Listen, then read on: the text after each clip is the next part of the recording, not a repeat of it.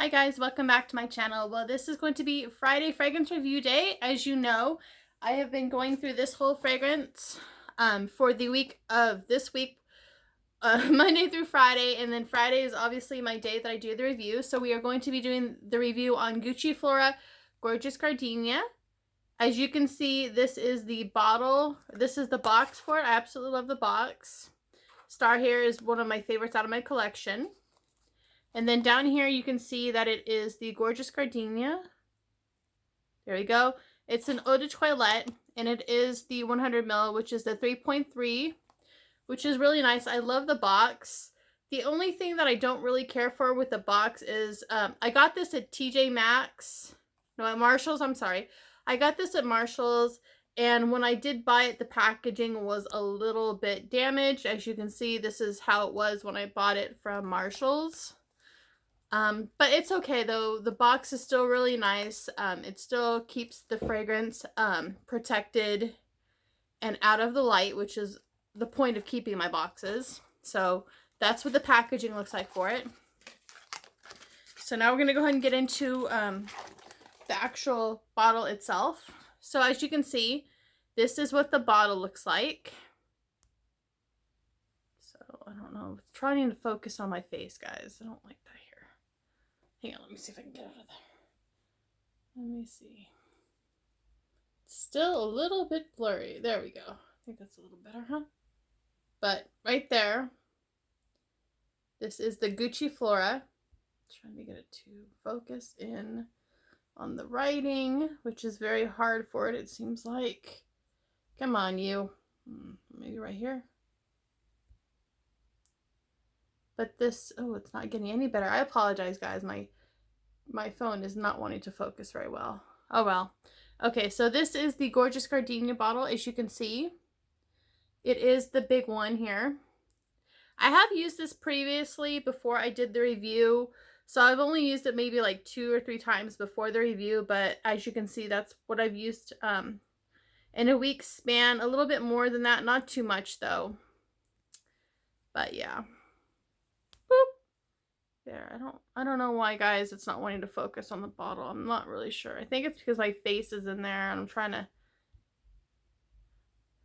get it to focus a little better on the bottle, but it's not having it. Let me see. Autofocus. I don't know. Just my autofocus does not want to cooperate very well. But that's what it says, the little thing there. And then it's got the little bow and stuff, which is really cute on there. And then it's got this little, like, lid.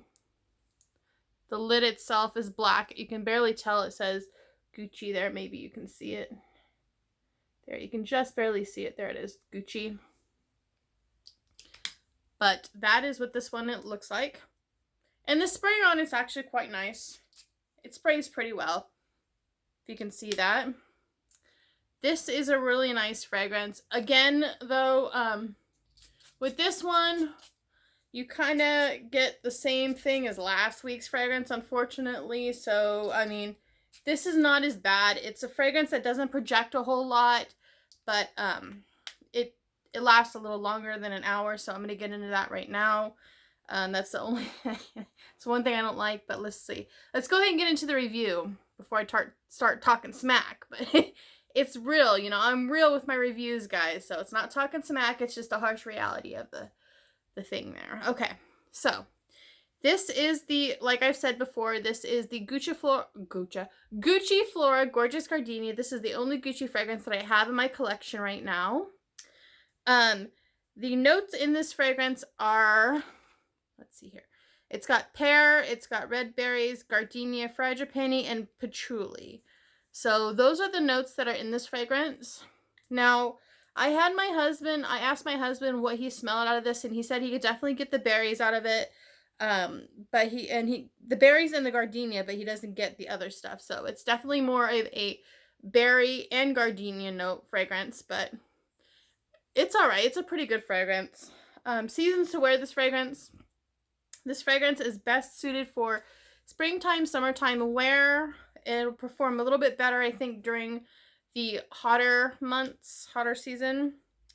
Fragrance lasting hours. Okay, guys. So, like last week, if you guys watched my review for the not Michael Kors. Marc Jacobs. Yeah, Marc Jacobs Daisy Dream. If you watched the review for that last week, you know one of my biggest complaints for that was the longevity of the fragrance. That particular fragrance only lasted an hour, which sad to say, this one is almost like that. This one's projection is about 3 hours before you have to reapply it, and it's extremely light. This is something that sticks to the skin. It doesn't project very well, and you get about 3 hours before you have to reapply this. So this is a very weak fragrance. If you don't mind reapplying, which I don't mind that at all. It's still a really nice fragrance, but again, longevity is not there. Like I said, I just told you 3 hours for projection, and the longevity, well, longevity is 3 hours and the projection is very light, so this one will tend to stay to your skin. It's not going to be something that's going to clear a room, which is good. It's not offensive. It's not one of those ones that's going to make people cough. It's very light. Best time to wear this fragrance is probably best suited for daytime wear, especially with it only having 3 hours. It's just not going to compete for nighttime. No. So on my rating scale for this fragrance, for the packaging, I'm going to be giving it, I think for the packaging, I'll give it a 7 out of 10, which I do like the bottle a lot. It's very classic, very nice looking bottle, not too, it's not one of those bottles that's going to be, awful looking in a collection, not by any means at all. This is a very beautiful bottle, very elegant, very classic, very sleek looking bottle, so I do like it for the packaging. So it's going to be getting, what did I say it was going to give it? I think a 7 out of 10 for packaging. Okay, we'll stick with 7 out of 10 for packaging, guys.